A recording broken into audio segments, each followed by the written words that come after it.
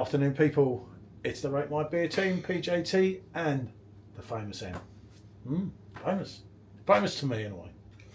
So, as you're seeing from the thumbnail, we're doing Tiny Rebel, Clwb, Tropica. God knows it was Clwb Tropicana, you know, but unfortunately they tried to sue them, which I thought was pretty bad. I don't think George would have done that. George wouldn't know. George was lovely. George reminded me of Miss. No, not quite myself. Well, it's in the two earrings. Very talented man. Oh, because of George Michael. But there you go. There's a lot of other things I've done because of George Michael, but not that road that George went down. You're digging yourself into a that's what I said. Not that road that George went down. Not that it bothers me what George did or done or whatever. Absolutely love the man to death, literally. Right, we've got the old Tiny Rebel glass. We all know these ones. They're here, there, and everywhere. Bit of an insight about this keg. It's one we've done it, been there before. It used to be obviously 5.5. It dropped down to 5. We actually had it when it first dropped down to 5. Yeah, that's right. It dropped from 5.5 to 5. Yeah. Was it 6 to 5? Yeah, whatever it is. Anyway, it'll be in the thing. But it dropped down 0.5, and then as time went on, more and more people had it and said it's not the same. I thought, apart from not being so hoppy, which I preferred, it still had the fruit. It lost its depth of flavour for me. It became a little bit less complex. It was still well drinkable though. It wasn't horrible. I mean, yeah. I was never a fan. It used to be a massive favourite of mine, the original one. Yeah. Long before the pros came out, we had 2 perfect drafts sat down there, the original Phillips ones. We had Pineapple Express in one that I didn't mind, and Clwb that I wasn't really that keen on. Me and her had a bit of a minor disagreement one evening, shall we say. And I was left in the bar and I thought, I'm going to drink your beer. Well, because I thought, there's not my kegs in there. They're both your kegs. We'd call them her kegs, not mine. This was even before YouTube, wasn't it?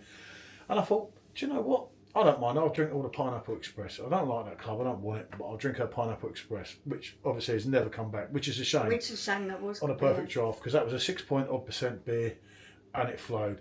Anyway, I was drinking obviously the keg, and I got through the keg, and I thought, oh, right into it. Oh, I really enjoyed that. I'm really into that Pineapple Express now, and I don't know. I'm going to tell her I've drank a keg in the morning, but we'll work that one out when we come to it. And of course, I went to swap something over, and the Clwb was empty.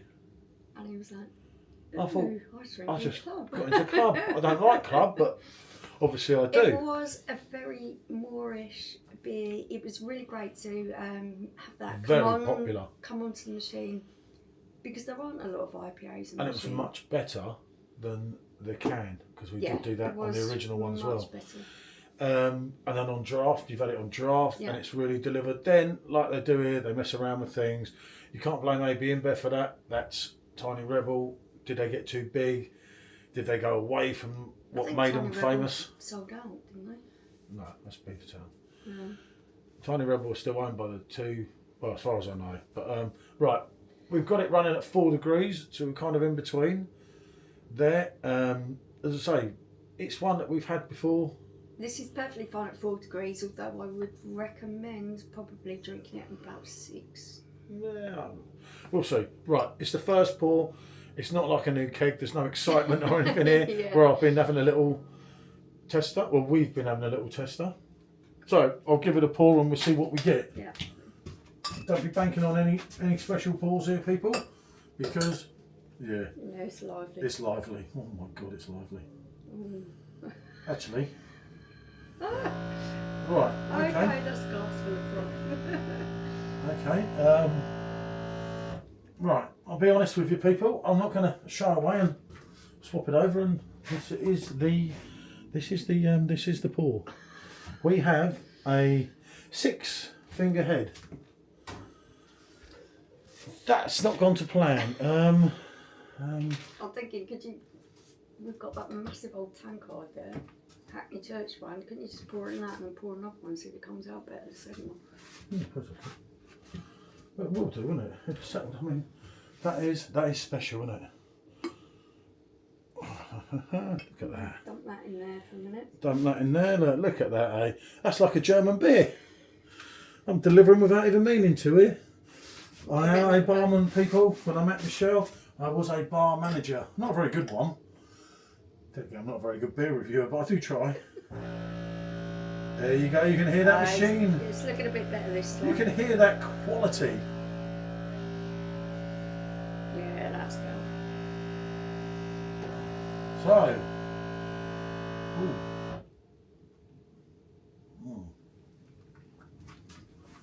Good blimey, that's changed. Okay, so it's only taken us 5 minutes 24. Yeah, I'm getting like that. The beer poured. I'm getting like that all the beer, no idea, fella, aren't I?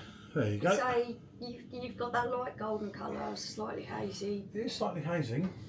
Quite a foamy head. How's it Stick smell? head. Yep, give it a ponder, give it a ponder. Yeah, I'm getting the tropical fruit there. Yeah, it does smell a bit pineapple-y, coconut. Pineapple, grapefruit was meant to be, wasn't it? I can't remember now. During the war, it smells the business. I'll let you take centre stage. This was actually her favourite keg. My favourite keg was. For a long time, until they done this and that and so forth and so on, didn't they?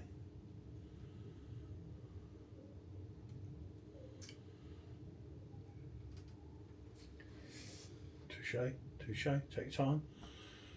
Think about it, Trig. It's very light, it's very watery. The flavours are still there, but they are so subdued. There is no hoppiness in the end. It doesn't taste like an IPA for me. An IPA should have a real banging hoppiness at the end.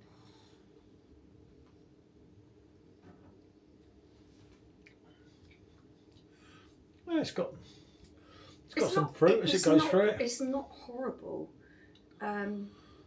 It's not going to rock your world either, like Jackson did back in the day. It has lost its vibrancy, I think. Yeah. You took away the punchiness of it by lowering the ABV, but it subdued the flavours. The fruit flavours used to have really pack a punch, and used to have that real IPA feel to the end of the beer, which you're just not getting here at all. There was wasn't there a lovely creaminess with it? That's not really there now. I'm sure there was a lovely. I can't remember. I'd say it's going back some time. For me, I've got to say that is. Is it drinkable? Yes, it's drinkable. There isn't anything in there that is unpleasant, but when you think about what it used to be, you are left highly disappointed because it just doesn't give you a lot of bang for your buck. Let's be honest, Clwb isn't cheap, is it? You know, I got it on a discount, hence why we got it again, because I always think it's a favourite. If you like IPAs like I like IPAs, you expect that hoppiness at the end of it. You would really expect that hoppy kind of flavour, that explosion in your mouth. This hasn't got any of that anymore. There's no hoppiness to the end of this. I think there is a slight hoppiness, you see. So yeah, but you don't like IPAs. I don't mind IPAs. I just don't. Not the same way I do. I think some people go way over the top about these IPAs when they put them on a different level. When I've got to admit, with a lot of IPAs, I find them very sameish. But that's just me. That's my opinion. They can be. I do grant you that. Too many of them have gone along the same road and just basically copy what the last person done, and so on. Tiny Rebel did push boundaries, but now they're just an average company. Yeah, they're very average. You know, and that for me now is a very average beer. It's not great, is it? I'd like to actually, if we could go to Sainsbury's or something while we've got it loaded up, I'd like to actually try a can, because my betting is that's exactly the same as what you're getting in a can. And I think that's probably how things have gone, because we know how it used to be like, and we know for a fact it was so different. Yeah, we did the can against keg, and the keg was so much better. Wasn't even close. And now it's just wasn't even close. I would bet you now that is exactly the same in the can as that. It's not offensive. It was, for me, it was never that great. So I got into it one night, and then we went and got another keg in the next keg order, and I remember thinking, how did I get so into it? And I was like, she was like, well, at least you like it now. And I thought, yeah, it's lovely. It's all right. But I don't mind it. I don't mind that, if I'm honest. Maybe that's because I'm not so into the IPAs. If she's going to say that, that's fair enough. Although I don't agree with that. I like some of the hazy. When Jacob does a hazy IPA, I'm absolutely wow. Hazy IPAs tend to focus more on the fruit flavours and the beginning notes of the beer rather than the hoppy ending of beer. For me, an IPA, a good IPA has a real hoppy tone to the end of it, and this just hasn't got any of that going on. It's, as I said, it's certainly not going to rock your world. And it is a lot of money. And it's an expensive keg. Yeah, when it's not on the multi-buy, that is expensive. For me, it's not worth it. It's not worth spending your money on. I mean, they just done, at the point of making this video, we was obviously just been away, as a lot of you will know, but they just done that 24% off the 9 kegs. Yeah. And the interesting thing about the 9 kegs, they're all their brewed, and they're all UK brewed, and that's something people didn't pick up on. And that's what they're trying to do to you now. Yeah. They're like, Perfect Draft are like living in North Korea. They're trying to...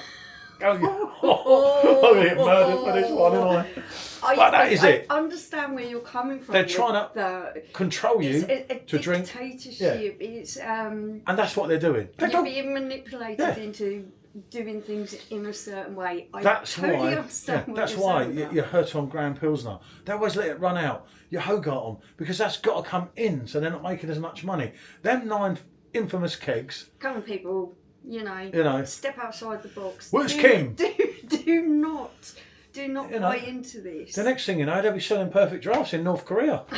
I'm telling you, they're so trying to influence you to the stuff you want because of the price, and because the price is going up and up. They're manipulating you into buying. Kushin Kim. What can I say? There you go. There's something going on there, isn't it? It feels like you are being manipulated into and they're not a bulk standard beer when this was wasn't a wonderful on it. World. But don't get it. This was UK brewed, but this wasn't on it because this is coming from Tiny Rebels, so they got to pay them. Oh, well, this isn't that great See? either. This for me is a no. It's a no. It's way too expensive. Let's get the old scorecard out, and I'm not. It's not that bad. That used to be my favourite. That's my one. What do I go on this now? And I think that's a fair score that reflects what it is. Ooh. I'm going even lower because I'm so disappointed that they took from me a drink I used to love and just turned it into... Ouch. We're already off the Christmas card list anyway. So, that's her fault as well. What's flavour of the month? I'm still the king of Perfect Draft. I've never actually been dethroned because they never run it again. So I still am the king of the machine. Only the machine is king. If it's rubbish, I'm going to say it's rubbish. But, there's a lot of somewhat iffy things that are happening and so on and so on. Right. Way along. Thanks for Bonjour. watching.